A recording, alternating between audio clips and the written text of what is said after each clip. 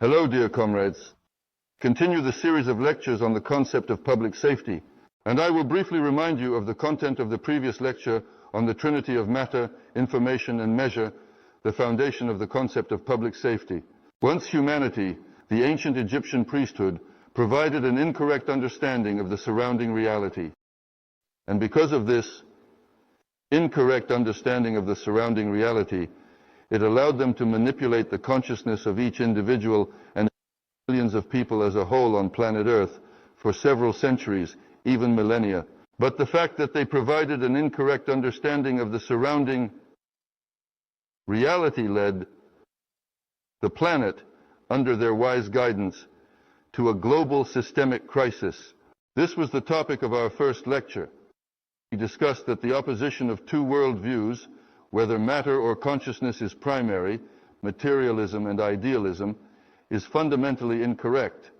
It is a debate about which lie of the two lies is better. This is nonsense, as they say. In reality, all processes in the universe are interdependent, conditioned by each other, have a wave-like nature, and all these oscillations represent a process in which matter transforms as it evolves. That is, we have clarified the global error in perceiving the surrounding reality, which leads to an incorrect understanding of the processes occurring, including in our own. In today's lecture, we will examine how we arrived at this state of existence, that is, the cause and effect relationship, and how this led to our current situation. And most importantly, we will consider how it should have been in the interaction of all processes occurring in the universe. And we will examine the global historical process within the global evolutionary process of the biosphere of planet Earth. That is, what is the history of humanity and how humanity has developed within the biosystem. It is called our planet, and everything that falls under the concept of the biosphere. Well, there is a phrase, the future grows out of the past, and this is correct. So, Mikhail Sergeyevich Gorbachev stated that the future grows out of the present. This is incorrect because it disrupts the cause and effect relationship. And Kazimir Prudkov also said, look back more often to avoid significant mistakes in the future. Therefore, by knowing the past, through understanding in the present, one can speak about the future. If we look at the history of the development of our Rus, here is the most basic picture. There is no future that stands alone. The future grows out of the past. And if we look at the history of the development of our Rus, here is the most basic picture. All the textbooks of our history say that, generally speaking, before the baptism of Russes, there was some kind of darkness, something unclear. Some tribes were hanging out. The true history began with the baptism of Russes. And here Holy Rus was. In 1917, a coup occurred, a revolution, and justice was supposedly established. And now what we are building is unclear. There is a question mark here. We talked about this. And generally speaking, Vladimir Vladimirovich Putin, in the magazine Version from last year, issue 1, asked historians, did the history of our state really begin? 1988, or was there something before that? The historians scratched their heads and said, we will go think about it. Then Putin indeed mentions that there was a high culture in ancient Ladoga. Now on television, they show excavations in ancient Rus, where they talk about the high culture that existed in Rus, and that there was writing. And Cyril and Methodius, the Slavic teachers, apparently contributed to the development of our writing. And in Russes, there was writing before 1988. Turns out that history is a powerful tool for governance. But there is little about the history of Russes. Here it is, our Russes. And what? Next to Russes, there lived the Chinese, and there was Egypt and Europe. So what is the history of humanity? Here is the history of Russes and its process. It coexisted with the history of Egypt and the history of China. That is, countries influenced each other. This is generally not found anywhere. And even our history textbooks, if you ask our students, many will not be able to connect that Pushkin was a contemporary of Karl Marx or other historical figures. Why? because our education shapes what we have already discussed, a kaleidoscopic idiocy in people. When there are many facts, but people cannot relate these facts to each other. Therefore, indeed, Pushkin has a very good verbal formula. It is very profound. There is a lot in it. But I will say it all, and then we will extract what pertains to our discussion. Pushkin said, conduct is not algebra. The human mind, in common parlance, is not a prophet, but a guesser. It sees the general course of things and can draw significant conclusions from it, often justified by time, but it cannot foresee the case of a powerful, instantaneous instrument of fate. Note that this phrase begins with, conduct is not algebra, and ends with conduct. This is also not accidental. It means there is a lot here. We will also return to this phrase by Pushkin throughout the lecture. But what have we come to here? The ability to see the general course of things allows us to relate the history of Egypt to the history of Russia, to the history of China, and so on. Those who do not see this general course of things see a set of facts, fragmented. That is, they have the same chaos. The worldview is such that there is a kaleidoscope in the head, a mess, everything is mixed up, and he does not see the interdependence, the influence of this global historical process, does not see the management of this global historical process.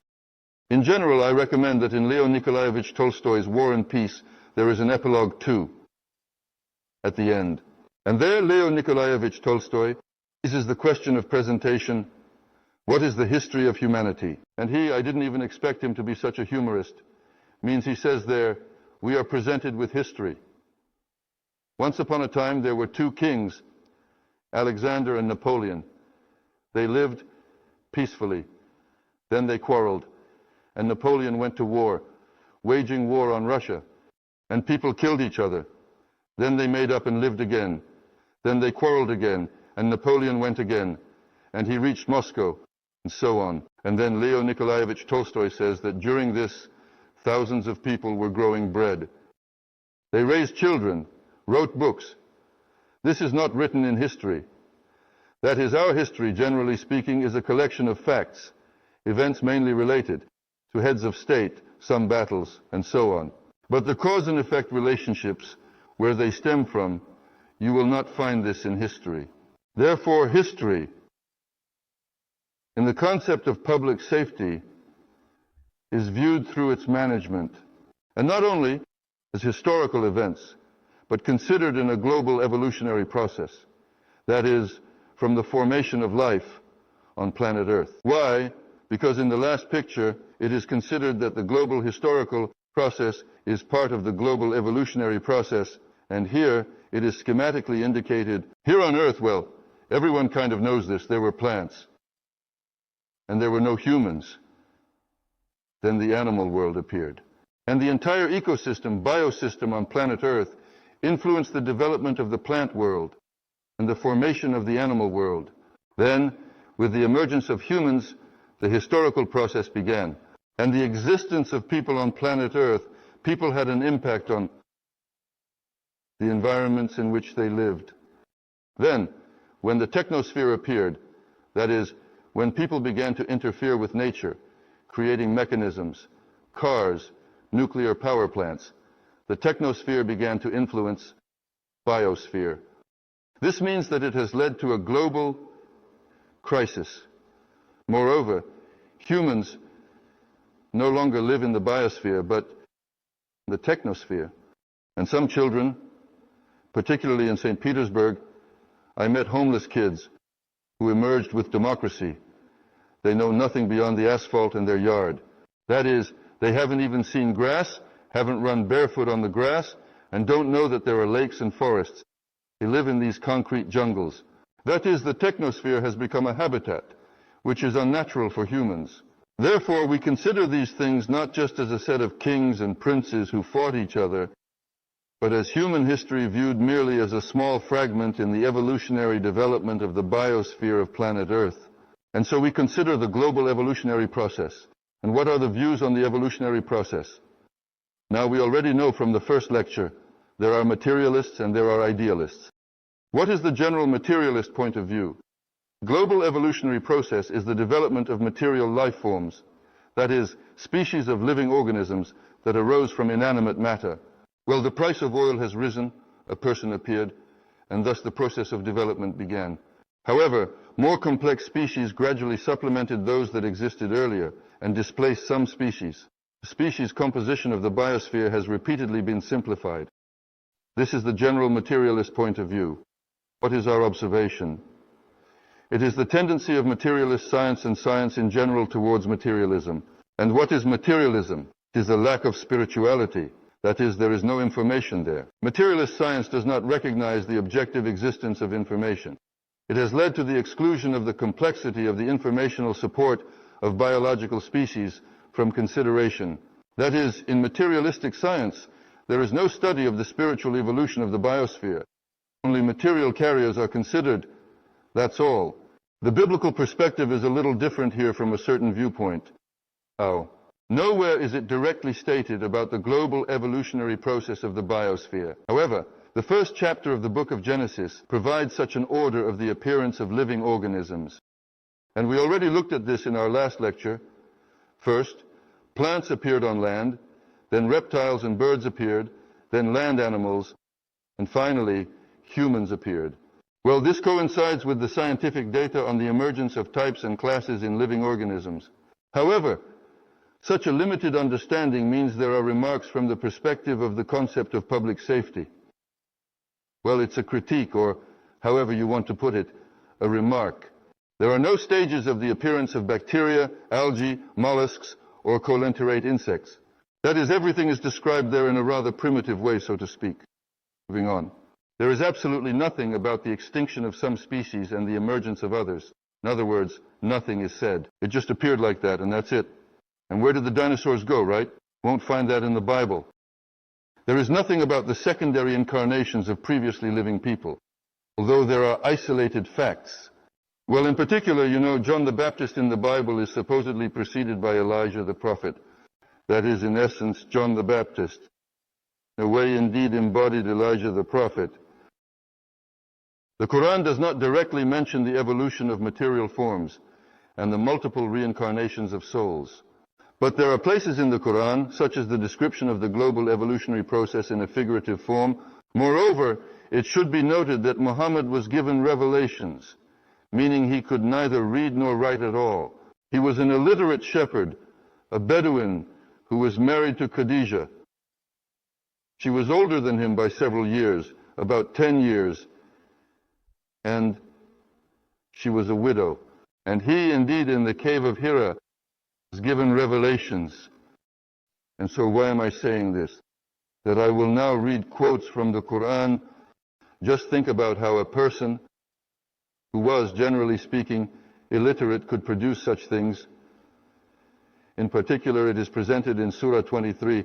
We have already created man from the essence of clay, then placed him as a drop in a secure place, then created from the drop a clot of blood, then created from the clot of blood a piece of flesh.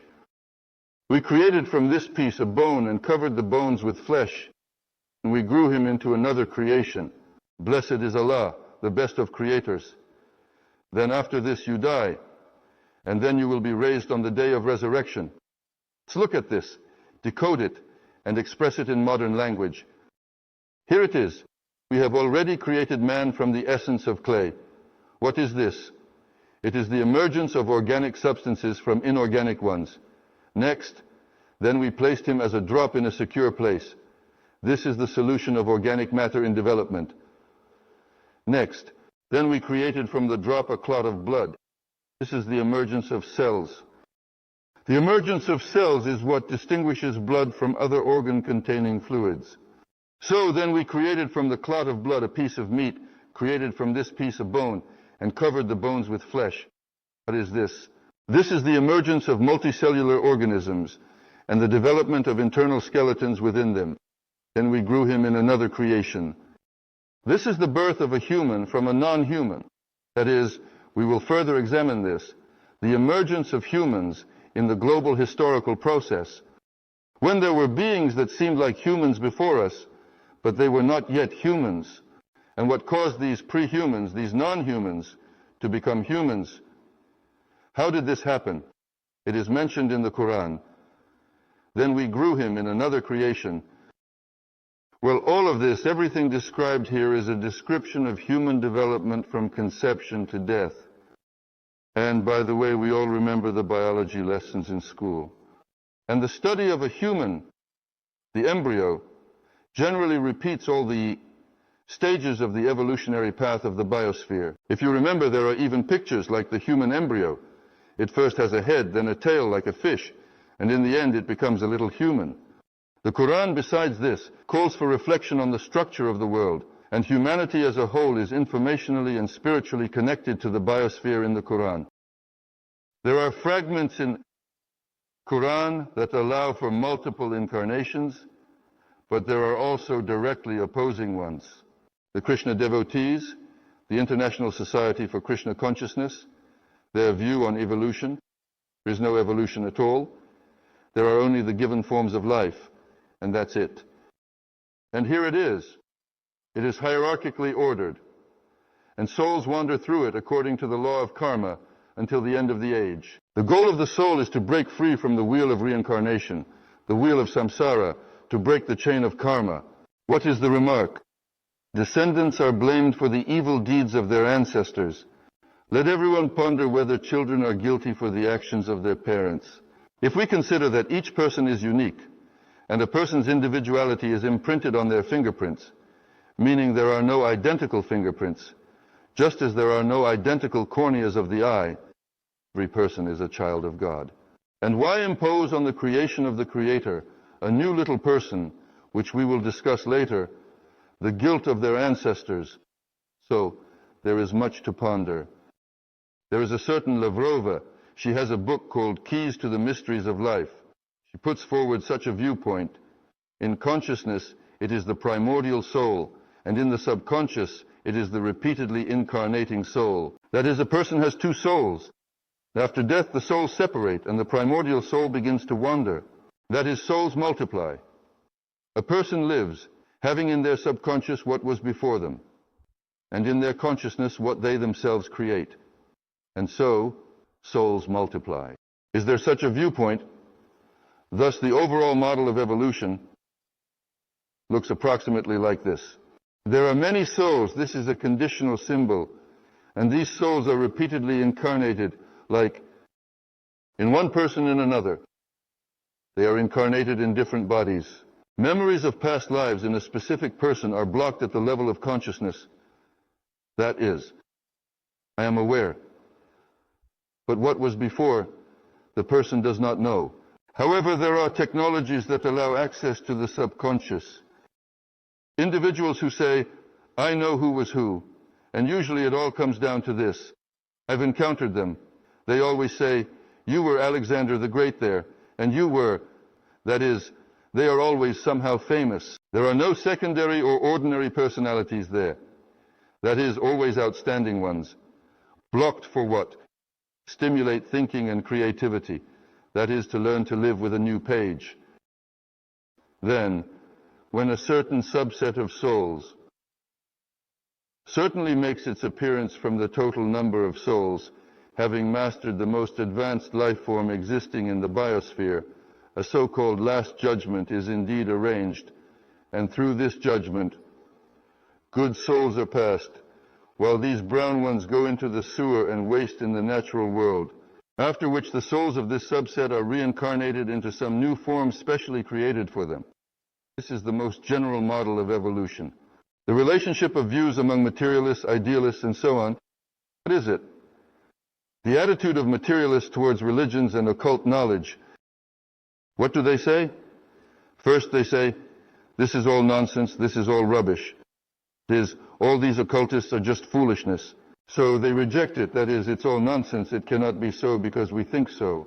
Next, secondly, they do not see that the informational support of human behavior, and a human is in development, so to speak, his informational behavior has improved, differs from the informational support of a mosquito or a monkey.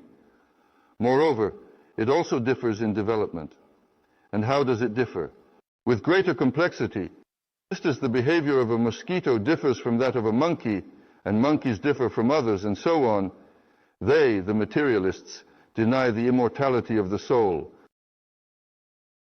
In scientific terms, materialists deny the objectivity and indestructibility of information. That is why we started the question by considering the trinity of matter, information, and measure. That is, they say that information does not objectively exist. There is only matter, and everything else is a consequence. Thus, the primary building blocks are matter. There is a famous occultist and philosopher, Umberto Eco. Many of you probably know him. He has films made such as The Name of the Rose and Foucault's Pendulum, which are famous. And he had a book released in the year before last titled 5 Essays on Poetics. And in this book, to be continued, his correspondence with one of the hierarchs of the Catholic Church in the Vatican is presented. He himself is a linguist, studying word formation and everything related to language. And in these thought-provoking essays, Umberto Eco sets a task. He says that there should probably be some words, the initial building blocks from which everything else is built, the verbal, the entire human vocabulary, meaning that initial concepts need to be provided with something. In other words, he set the task of linguistically forming those words with which everything in the universe can be explained, the very first building blocks. This is the same as equivalent to what I mentioned in the last lecture. When experts were asked, the Pharaoh summoned the priests and said, "What word can describe everything happening in the universe?" And the experts did not answer, but the priests answered. They told the Pharaoh that this word is measure. So what is this about? These building blocks that Umberto Eco is only searching for, and all Western philosophical science is searching for, are provided in the concept of public safety. They are matter, information, and measure. These three building blocks, with the help of which everything else can be formed. So for materialists, the building block is matter, and everything else is derivative. Therefore, they do not recognize the objective existence of information. Then there is a question for them. Where does information go, that is, the soul?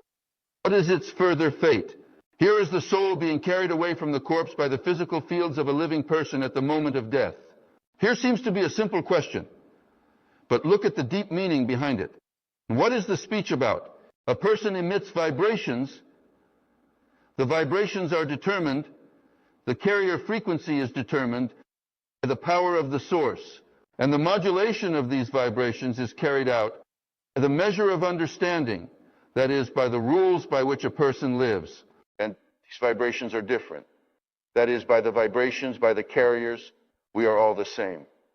Why? And you and I, we all consist of what we eat and drink, and we eat the same things, drink the same things, well, everyone. 2 hands, 2 legs are the same. What makes us different? We are different in the algorithm of processing the information that comes to us. And this differentiates my vibrations from yours, from yours, from yours. If we think alike, that is, our perception of the world is the same, then our vibrations resonate. They form what is called an egregore in occult sciences. But more on that later. But why am I saying this? So, a person emits vibrations. A person has died. But where did the vibrations go? Let's say, there was even a play called The Light of the Fallen Star. The star is no longer there in the universe, but its light continues to travel, meaning the vibrations remain. So what does a person without death consist of? The body has died, but its vibrations remain. The song, I will become the earth when I leave. The grass, your foliage. That is, the oscillatory processes, the vibrations of a person, are reflected in other fragments of the universe. First and foremost, they will be preserved in the egregore. Materialists do not have this. Therefore, even, let's say, the biofield of a living person and that of a corpse is different. After all, when we enter a morgue, the radiations are completely different. The perception is different. If information disappears, according to materialists, meaning it does not exist, then all the laws of conservation in materialistic science collapse. Since, having lost information, matter in all its states falls into non-existence, meaning it does not exist. By what means can it be fixed? Interconnection of dogmatic theology and its implications. Here, regarding the evolution of material forms, the evolution of the souls of humanity, which is discussed in cult teachings. Well, dogmatic theology represents the types of our orthodoxy. They say it is Satanism. That is, Satanism, get away devil, and so on.